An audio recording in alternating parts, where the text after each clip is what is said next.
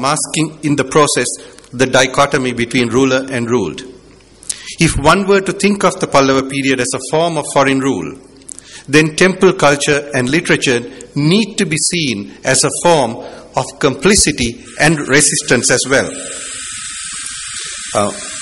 I would like to suggest that the notion of resistance seen within a broader social framework is much more problematic in the context of the Pallava period. Did the poets speak about gods because they did not wish to speak about kings? Did religious poetry enable poets to speak about the land, about landscapes, and about a range of human responses to authority? Is there a new humanism entering poetry within the framework of religion? Is it possible to see the religiosity of this period in relation to a new covenantal mode between gods and humans? Is it possible to argue that stellar-based poetry introduces for the first time a covenantal mode of worship that had not existed before? Whether we believe in the hagiography of the Periyapuranam or not, we have to recognize that the relation between the human and the divine appears to have changed significantly during this time. The notion of a covenant, and I would like to emphasize that notion, is central to the humanizing impulse behind Bhakti poetry. My point is that as far as we establish a simple relation between Bhakti literature and Pallava rule, we will not be any closer to understanding the gradual transformation that was taking place during this time. I am not suggesting that we read the entire corpus of Bhakti poetry allegorically in order to unpack the social dimension of this literature. It cannot be argued that when these poets praised the gods, they were in fact speaking about something else. At the same time, excluding the social would be tantamount to saying that during a time of profound political and economic change, literary representation worked within a narrow religious frame. I would like to push this argument further and suggest that even the wonderful descriptions of the landscape in relation to the various stelas might well be seen as reflecting both the utopian and subversive impulse.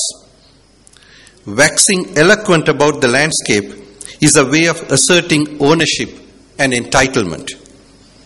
A poetic convention that comes from the Sangam period is now a way of asserting autonomy. So I'm trying to pose this question. If you are living in a context where the rule is unacceptable to you, when you talk about the landscape, are you in fact saying, this is my land, and in some ways I claim a certain kind of entitlement to it in a way that leaves you as an outsider? It's a question that I'd like to pose. And again, given the constraint of time, I would like to conclude. The Pallava period is clearly a period of foreign quote-unquote rule, if you leave the Pandya rule aside for the moment. Huge land grants and the building of temples facilitated by the kings were part of a process of consolidating rule and establishing a bond between the rulers and the ruled. The efflorescence of Bhakti poetry was both an act of complicity and resistance, of establishing an ontology in which religion was both personal and public. Bhakti poetry is clearly about gods, but it is not entirely about gods. Bhakti works with the notion of kovil, which literally means the house of the king. The transition from the house of the king to the house of God was probably not entirely seamless or innocent or naive. Thank you. பேராசிரியர் செல்வ கனகநாயகம் அவர்கள் பல்லவர் காலத்திலே பக்தி இலக்கியம் வளர்ந்த விதத்தை பற்றி, அது எப்படி எழுந்தது, ஏன் எழுந்தது என்பது போன்ற பல செய்திகளை மிக சுருக்கமாக சொல்ல வேண்டிய ஒரு சூழ்நிலையினாலே விவரமாக போகாமல் ஆழ்ந்த கருத்தை மட்டும் எடுத்து சொன்னார்கள். ஐயா,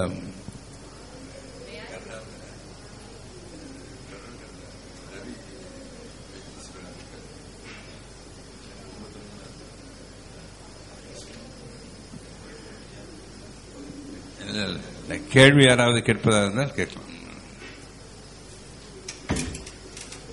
The paper was very good one, but he has not taken into consideration the impact of Jainism and Buddhism.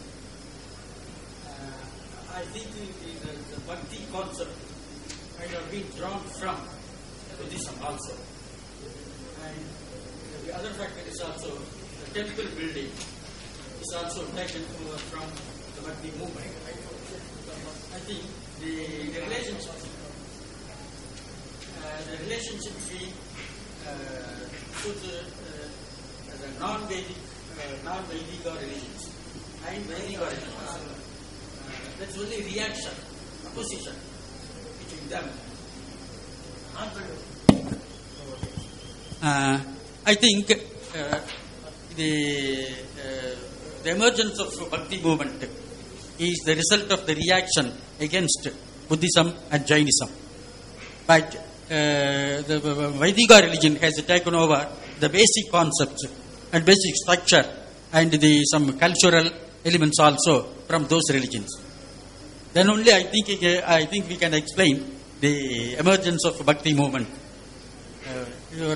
I think we can explain something. We can take in this idea into consideration also. Thank you. I think the point you made is well taken, and the notion that to some extent one has to think of bhakti as a resistance, as a reaction to Buddhism and Jainism is very true. One of the larger questions might well be whether how much of the actual poetry provides evidence for that resistance. There is clearly some measure of resistance, but can you create a populist movement entirely on the basis of opposition would be the larger question, right? So I don't think you and I are saying very different things in some ways, but thank you. Yeah. May I? Professor, the very term secular is problematic in the context of that period, because the texture, the socialist texture, is entirely embedded in religiosity of one sort or the other. So I would suggest that word should be used with a lot of caution, which I'm sure you are aware of. The other point I would like to make is that again you are bringing two contradictory strands when you say that there was both complicity as well as resistance. Now they just cannot coexist. What perhaps one can do is then break the timeline and see the kind of the initial period of Pallava state formation, which is a very important period, because the first time that state formation happens in South India is during the 7th century period, when temple building actually actively begins. And there is a correlation between the structure of the temple and the palatial structures that are coming up. There is a correlation between Kovil and Perumal. That same term is being used for both the deity and the king. Yes, surely. So up to a point, then the temples begin to serve as nodal points for strengthening or reinforcing state authority. But by the time we come to the Alvar and Nayanar movement, there is a lot of catharsis about it, because although they follow the route of the temples, at some point you'll find that it transcends the language of complicity. So I think that if you can do that, if you can, for instance, when you come to the Siddha movement, or much later in Karnataka is Veerashaivism, these are completely go contrary to stance of state politics. Their ideology is